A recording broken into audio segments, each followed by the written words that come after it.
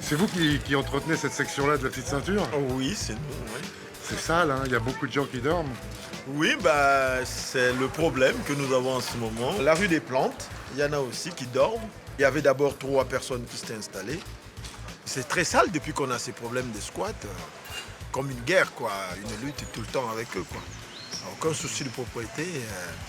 Et là, nous, tout ce qu'on peut faire, c'est essayer de petit à petit d'évacuer, mais il faudrait qu'ils se prennent en charge et qu'ils dégagent leur saleté, quoi.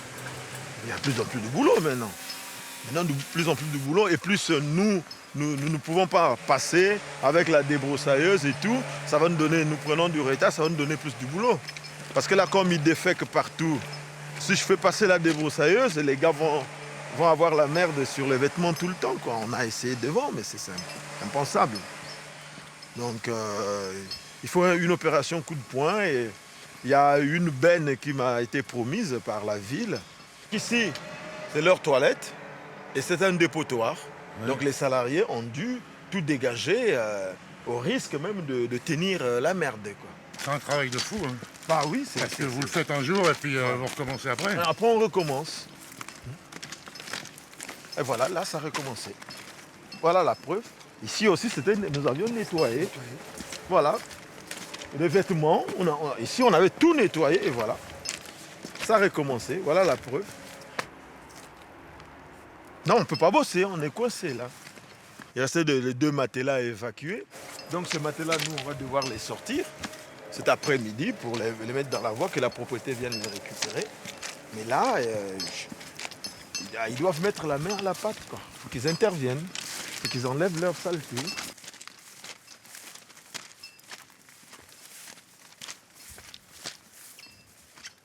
Ce sont des sacs, non, ils jettent les sacs. Ici, par exemple, tu as des sacs de la propriété de Paris qu'ils prennent dans la voie et qu'ils amènent ici. Alors que ces sacs n'ont pas vocation à être ici, quoi. Donc voilà, et ils vont ramasser donc des vêtements dans les collectes publiques et puis ils les ramènent ici. Toute installation sur le domaine public, c'est ville et préfecture aussi, hein. Rien n'est pas fait, hein. Il y a des équipes sociales très, je dirais très pointues, hein, qui passent, qui ont fait on va dire un état des lieux, un diagnostic des situations des familles qui sont d'origine albanaise et bulgare. Ils sont une vingtaine, dont une maman qui attendait un bébé de 8 mois, mais qui a été emmenée aujourd'hui, parce que les équipes passent, hein, les équipes de la ville passent, qui a été amenée à la maternité. On attend un arrêté du préfet pour qu'on puisse les faire partir d'ici, sachant qu'avant, donc tout le travail social, on sait qu'ils sont en demande d'hébergement, on sait quelle est leur situation, etc. Ils ne peuvent pas rester là, enfin, ils seraient sur la place d'Alésia, ce serait pareil. Je veux dire, où ils seraient rue Didot, ce serait pareil. Donc du coup, à chaque fois, il y a un travail qui est fait. Et puis il y aura un aspect surveillance renforcé pour éviter toute réinstallation. Ça ne va pas devenir comme Porte des Poissonniers, un vrai village de 400 personnes. Maintenant, l'idée, c'est justement de ne pas que ce soit ça. C'est que tout le monde est d'accord, et la préfecture, et la ville, et la mairie d'arrondissement, et tout le monde. Donc du coup, après, c'est juste qu'il faut... ça se fait pas comme ça, mais il est temps qu'on intervienne, parce que du coup, comme ça, il faut que... Mais tout le travail social et le travail et de contact aussi, hein, je veux dire, on n'est pas des sauvages, quoi, voilà. Là, on a constaté que la quantité des déchets ne fait qu'augmenter du jour au lendemain, quoi. Là, quand on était passé, il y avait moins que ça. Et je constate que le volume a augmenté, largement augmenté, quoi. Et c'est impressionnant, quoi. Il n'y a pas de solution, sinon les dégager de là. Parce que tant qu'ils seront là, ça sera toujours un dépotoir, quoi. Tout ce qu'on va faire, nous, c'est vain. Il faut que les Roms partent. Et puis, nous, on va tout sortir en collaboration avec la propriété qui... va amener un véhicule pour dégager tout ça. Parce que là, il nous faut au moins 2-3 bennes pour sortir tout ça d'ici. Je vais essayer de parlementer avec eux. Et puis, voilà. Alors, bonjour. You speak English, no? Who speak English? No, nobody. And where is the young girl who speaks English? Lastly, I spoke with her, and nobody. What about this? What will you do? No. We'll take it. Okay. Okay. Okay. Okay. Let me be clear. Lastly, we spoke again. I said, so this waste is supposed not to be there. So you may take it away. Okay. on the road. Okay. Okay. Okay. And we spoke with the mayor. Allez. Okay. Okay. And now, I brought these bags. C'est ça va. 100 bags here. Okay. So you collect all this stuff, Okay. put here, and take it out. Okay. Okay. So I want to be clear. Okay. Otherwise, I will call again the policeman and to get you out. Okay. I Okay. want just to be clear because I cannot do my job now. Okay. Okay. I cannot do my job. I'm sorry, but I know the situation is very difficult. But I'm sorry. I must do my job. You're normal. Yaşlı. Okay, Okay. take this. Okay. Merci. يلا دي هيك مساعد. انت tomorrow quand بديت. Bon, là, ils me disent que dans 2, 3, 4 jours, ils vont tout finir. Mais j'espère bien qu'ils vont tout ramasser. Sinon, c'est désolant. Et là, même nous, on ne peut pas circuler avec le vélo-rail. Parce qu'il y a des obstacles, on ne peut pas circuler. Et là, par là, vous voyez qu'ils ont créé une porte d'entrée. Là, ils ont percé le grillage. Ils ont une porte d'entrée, ils rentrent par là. Nous avons vocation à signaler tout ce qui ne va pas sur la petite ceinture aux autorités. C'est ce qu'on fait. Quand il y a un squat, nous avons vocation à signaler. Les gants. OK. This afternoon, I will bring gloves. This afternoon, I will bring gloves. OK. Ils ont l'air volontaires. Je vais leur apporter des gants. C'est ce qu'ils veulent. Là, ils ont créé un restaurant ici. Et ça n'existait pas. Le barbecue, c'est ici qu'ils mangent, c'est ici qu'ils cuisinent. C'est ce que je vois. On ne peut pas être en permanence là, c'est pas possible. La seule solution, c'est les dégager de là, quoi, pour qu'on reprenne en main la petite ceinture. Sinon, là, c'est un problème qui date déjà depuis 2 ans. Depuis 2 ans, ils viennent vendre des fruits à la sauvette. Et tout le temps, nous sommes obligés de ramasser des cartons. Ils vendent à la sauvette le Ouais, long de... le long de la voie et ils balancent le reste dans la petite ceinture. Voilà, là c'est un trou, ils ont carrément coupé à la pince le grillage pour pouvoir avoir accès à la petite ceinture. Voilà. Et là vous voyez, il y a un panier de légumes, de fruits, de citrons. C'est aussi une planque parce qu'ils viennent. Là, ils ne sont pas là parce qu'ils nous ont vus. Donc, nous ramassons parfois ici des cartons, des caddies, des supérettes ou des supermarchés. Les caddies sur la petite ceinture. Oui, sur la petite ceinture. Là, il y a des emballages, des légumes, des fruits. Voilà, Des mangues. Des mangues, je vois des prunes, je vois des pommes qu'il y a. Voilà. En fait, ils jettent les fruits avariés, c'est ça? Ouais, ils jettent le reste. Parfois pas, parfois des fruits non avariés. C'est-à-dire que tout ce qui n'est pas vendu, ils le jettent, quoi. Et souvent, on ramasse des extincteurs, des bonbons à gaz, des choses comme ça. Ici, voilà.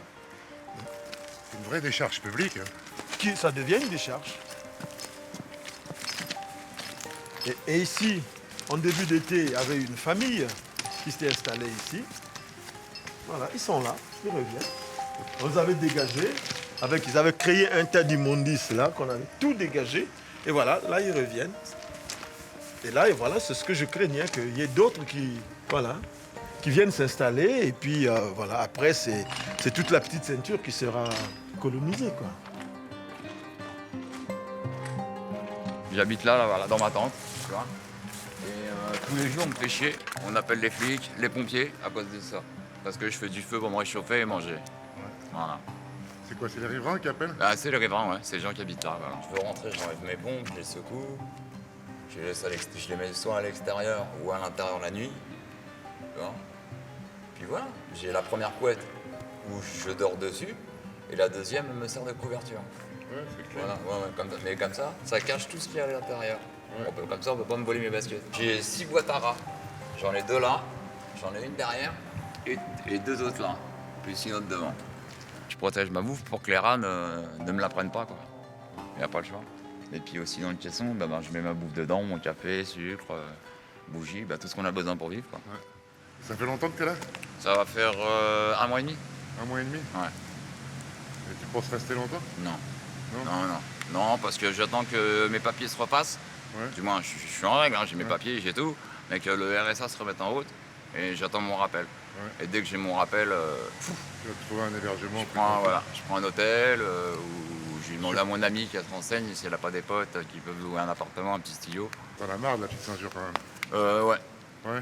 c'est plus ce que c'était. Pourquoi tu dis que c'est plus que Il y a des campements partout maintenant, c'est mélangé. Et puis maintenant, les gens ne respectent plus ceux qui dorment ou ceux qui sont là en train de se reposer ou quoi.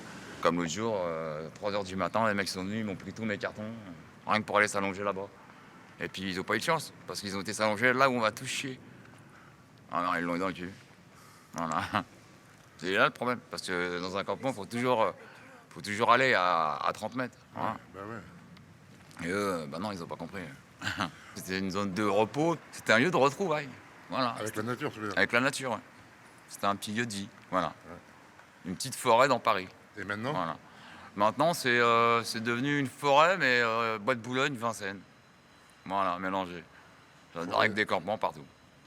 Voilà. Ce qui est malheureux. Voilà. Mais bon, faut dire que j'en profite aussi. Hein. Ouais. Ça va pas pouvoir cracher dans la soupe. Mais bon, parce que j'ai pas le choix pour l'instant. Voilà. La porte, elle était fermée avant. Ouais, la porte était fermée, mais là, on la casse. Tout le temps, on casse les ouvertures. Alors, la solution que nous avions trouvée pour qu'il ne continue pas à casser, c'est un peu la laisser ouverte. Mais par contre, ça ne règle pas le problème, en fait. Parce que la porte est tout le temps cassée. Dès qu'on y change de serrure, elle est tout le temps cassée. Et ben là, les serruriers de la ville de Paris viennent de passer pour trouver une solution. Ils veulent mettre une grille et une autre serrure. Je ne crois pas que ça soit efficace. Je ne crois pas que ça soit efficace parce que la grille, ils vont la couper et la serrure, ils vont la casser. On a mis accès interdit, en fait, c'est parce qu'officiellement, le public ne doit pas passer à partir du moment qu'il y a quand même un risque et puis il y a des aménagements qui se font. Mais sauf qu'ils obéissent toujours pas aux indications. Voilà. Ouais. Donc on met un panneau, mais... Ouais, ils obéissent pas. Vous laissez la porte ouverte là? C'est parce qu'elle se ferme plus. Le vent, le vent l'emporte, elle se ferme plus. Cette porte, elle a été fermée pendant des années. Ils ont toujours réussi à l'ouvrir, en fait. Et là, c'est un vrai problème de nuisance et de bruit pour nous. On souhaiterait surtout que ça soit vraiment sécurisé avec un accès non possible sur cette petite ceinture. Parce que si vous avez filmé la porte, là, il y a marqué accès interdit sur une porte qui est grande ouverte. Donc c'est un peu paradoxal quand même. Ça sécuriserait le quartier. Puis moi j'imagine que c'est un peu dangereux aussi cette petite ceinture où tout le monde va se balader, y compris les gamins, quand la porte est ouverte. Hein. Il y a 2 jours, ils sont venus un soir. Ils ont démonté la porte, ils l'ont dégondée entièrement. Et il faut aller à plusieurs pour la dégonder parce que le poids de la porte est plus de 200 kilos. Et le gars, il n'était pas tout seul. Dégondé, jeté dans l'escalier, mais bloqué par la rambarde. Mais on pouvait tout de même se casser la figure en tombant dans les escaliers parce qu'on n'avait pas de passage pour passer. Donc il fallait l'écarter. Donc moi, j'ai pris ma barre, j'ai écarté un peu la porte pour pouvoir passer. Parce que comme j'habite ici, et ce qui s'est passé, ce matin, en partant, plus de porte. Elle a disparu. Voilà.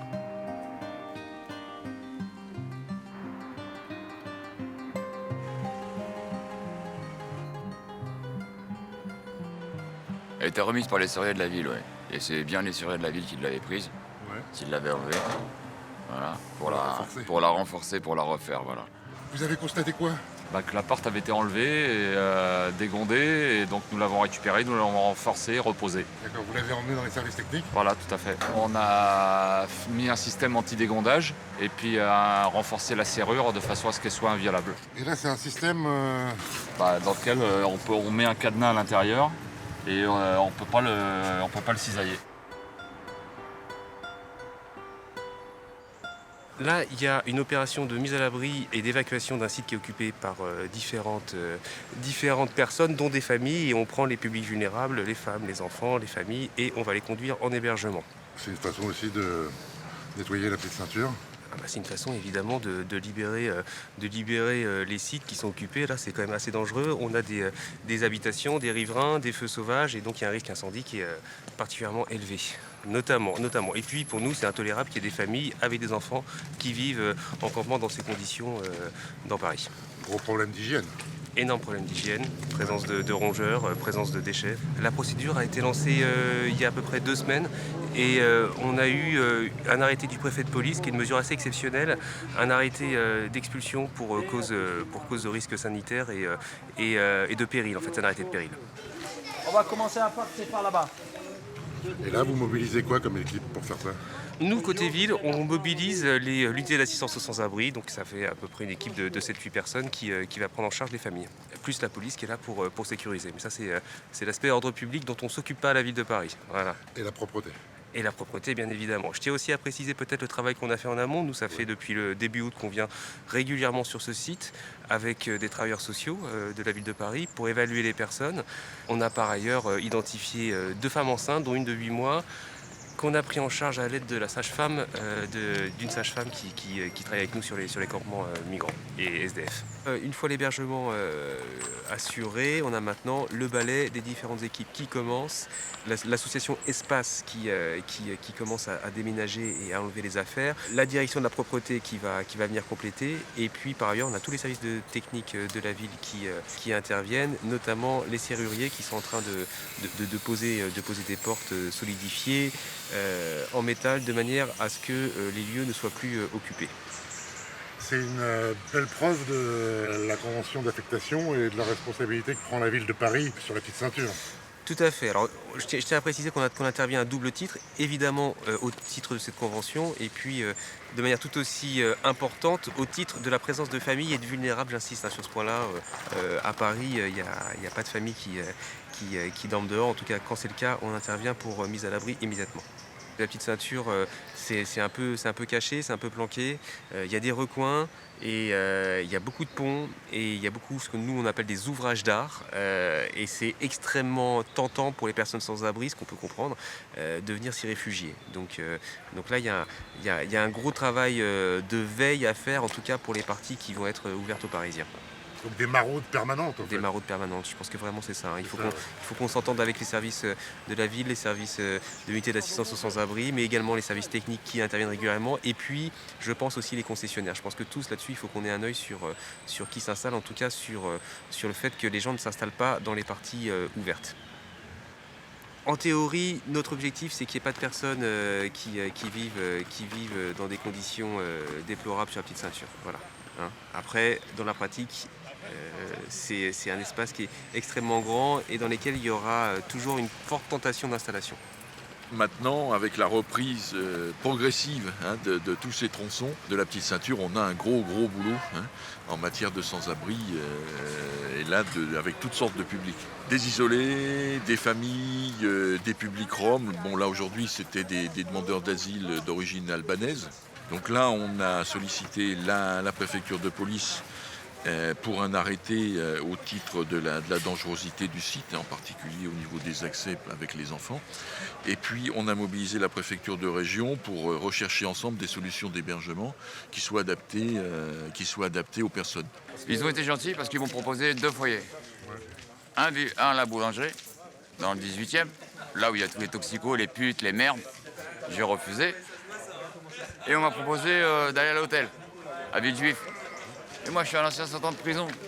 Avec mon casier judiciaire, je suis à Villejuif, moi, en semi-liberté. J'ai pas envie de croiser les matons tous les jours. C'est ce que je leur ai expliqué aux agents de police. Et aux gars de la mairie. Voilà, je peux pas, c'est tout. Donc, ils m'ont dit, on te laisse prendre ton temps, et puis range tes affaires, voilà. Donc le principe est toujours à peu près le même, repérage. Repérage, ça veut dire est-ce qu'il y a des personnes vulnérables, des personnes fragiles, etc. Quels sont les besoins d'hébergement? Est-ce que les gens sont demandeurs, pas demandeurs? Là, on voit ce matin qu'il Il y a un sans-abri à qui on a fait 2 propositions qui les refusent. Par contre, du côté des familles, les gens ont été en attente et ont tous saisi l'opportunité qui leur était offerte. S'il y a un refus, c'est la police qui évacue Manu Militari. Il y a le cas du camp Rome énorme du 18e. De poissonniers, oui. Le port des poissonniers. Oui, gros sujet. Alors là, c'est pareil. Depuis qu'ils se sont réinstallés, on intervient en protection de l'enfance. Donc avec les équipes de l'unité d'assistance aux sans-abri et la protection maternelle et infantile. Donc là, il y a un suivi, par exemple, des femmes enceintes, des enfants de moins de 3 ans. Au besoin, on héberge quand une famille est demandeuse et qu'elle est vraiment en difficulté. Et sinon, comme il y a une procédure engagée par la SNCF devant le TGI, on attend la date qui sera fixée par la préfecture de police pour l'évacuation. Alors, les occupants bénéficient d'un délai de 30 jours. Ce qu'on a convenu avec la préfecture de région, c'est qu'on met à profit ce délai des 30 jours pour boucler un diagnostic social global et en particulier recenser les familles qui sont demandeuses et les familles qui ont engagé des démarches d'insertion en France, principalement la scolarisation des enfants. Bon, c'est un gros boulot parce qu'il y a 400 personnes au bas mot, et puis il y a une partie des gens qui sont changeants, c'est-à-dire qu'il y a de la location de cabane. Donc quand vous faites le diagnostic à un instant T, 15 jours après, il y a la moitié du boulot qui est à refaire. Surtout quand il y a une date d'évacuation qui s'approche, les gens qui louent les cabanes, ceux qui savent qu'il va y avoir une évacuation quittent le site. Par contre, le gars qui a mis en coupe réglée les cabanes, il va essayer de trouver des gens qui ne sont pas au courant pour leur faire payer, tout en sachant que 10 jours après, ils sont évacués. Donc il y a beaucoup de mouvements. C'est une vraie mafia, en fait. C'est une vraie mafia, oui. Sur la petite ceinture, nos collègues de la voirie disaient qu'on a autant d'ouvrages, c'est-à-dire de ponts et donc de coins et de recoins, que sur le périphérique. Ça vous donne une idée. Et donc c'est autant d'endroits où des gens vont chercher à s'abriter. Et à travers les liens qu'on a à la SNCF, on sait la SNCF, pour vous donner à peu près une idée, elle a autant de procédures d'expulsion engagées que nous, la ville de Paris, pour un territoire comme le périphérique et les berges de Seine. Vous voyez un peu ? C'est-à-dire que la prégnance du phénomène de sans-abri sur la petite ceinture est très très important. C'est un travail sans fin. C'est un travail sans fin. Là, on est parti pour des années et des années. Surtout que la sécurisation est quasiment impossible. Par rapport à la gestion des espaces, il est clair que c'est l'utilisation des espaces par les riverains, par des associations, etc., qui peut permettre de juguler ou de contenir le phénomène. Les zones qui sont abandonnées, au jour d'aujourd'hui, de façon quasi systématique, elles vont être occupées de façon illicite. Le problème, c'est d'avoir des zones qui sont inaccessibles, qui deviennent des zones un peu de non-droit. Là, on avait 4 familles. Bon, c'est une chose, mais on voit que si on laisse faire, c'est comme un poissonnier. On a 4 familles, puis après, on en a 50, on en a 100. Et là, on ne sait plus faire. Donc, il faut pouvoir réagir. Alors, le travail de recensement, il est en cours. Il n'est pas bouclé. C'est un travail énorme. Et avec aussi des difficultés d'accès qui sont pas évidentes. Mais c'est dans tous les arrondissements. Oui. Le 13e à Masséna. C'est ça. Même le 16e. Le 16e, c'est sur la petite ceinture. C'est Espace qui s'en occupe aussi. Ouais. Dans le 20e, rue de la Marne, sous la passerelle. Alors ça, sur le 20e, on a commencé le recensement, là, sur tout le tronçon. Y compris sous les ouvrages, dans les tunnels, c'est dans un état déplorable. Il y a eu plusieurs couches d'installation, dont les débris n'ont pas été forcément nettoyés par la SNCF. Du coup, les gens campent au milieu des tas d'ordures. Bon, c'est affreux. C'est affreux. Donc là, sur la rue de la Marne, alors on a déjà évacué il y a 3 mois, et il faut recommencer. C'est sans fin. Là, oui. Tant qu'on n'a pas réaménagé là, cet espace, en particulier les conditions d'accès, ça ne fonctionnera pas. Bon, en plus, une partie de l'urbanisme s'est fait le dos à la petite ceinture. C'est-à-dire qu'il n'y a pas forcément un regard ou un espace ouvert. Donc à partir de là, ça devient des zones très très convoitées. Parce que la petite ceinture est le dernier espace libre. C'est ça. Voilà le fameux vélo-ben. Le vélo-ben, c'est un vélo-rail. Comment vous appelez ça, vous ? Ils m'ont dit vélo-ben, j'ai découvert. Non, c'est un vélo-rail. C'est un vélo-rail, d'accord. Ce sont des matelas qui sont subtilisés à la collecte des encombrants. Et on a des problèmes de punaises de lit un peu partout. Alors les punaises de lit, c'est le bois qui les attire, les sommiers, etc. C'est très très difficile de s'en débarrasser. C'est un problème aussi au niveau des agents de la ville qui interviennent sur les campements. On est obligé de prendre des mesures de prévention et c'est un ennemi coriace, la punaise de lit. Et la gale chez les sans-abri, puisque dès que les gens dorment sur des tissus, alors des couvertures, des matelas, etc., et qu'une personne a la gale et une autre vient, etc., ou réutilise le matériel d'un autre, et ben ça se transmet. Alors souvent, il y a des associations qui nous mettent en cause sur l'enlèvement des couvertures, des matelas, mais ils ne se rendent pas compte que les laisser, c'est pire parce que d'autres vont les réutiliser, la tentation sera là, et on ne fait que propager la gale. Tire, encore, tire. T'as vu? Et t'attaches, tu réduis le volume. Je te montre les techniques africaines là, tu vois. T'as vu que facilement tu transportes. Allons-y.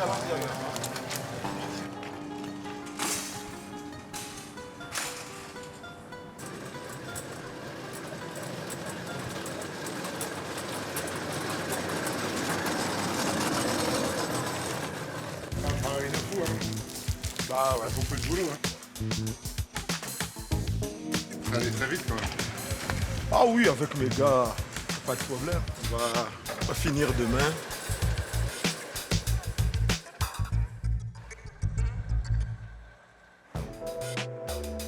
On fait grand banquet aujourd'hui sur la petite ceinture pour la fête des jardins. Donc on ouvre toute la journée de 10h à 17h la petite ceinture sud et on mange tous ensemble avec les riverains, les associations. Et pas farouche. Tu l'as vu le petit rat, Noé? Bon, par contre, faut pas t'approcher. Parce que C'est sauvage. Je vais dire le temps que tu l'attrapes parce qu'il est rapide. Et on fait même un feu, effectivement. Ah non, c'est pas trop autorisé. Non, effectivement. Et on fait aussi des choses qui ne sont pas permises. Mais c'est quand même géré et sécurisé.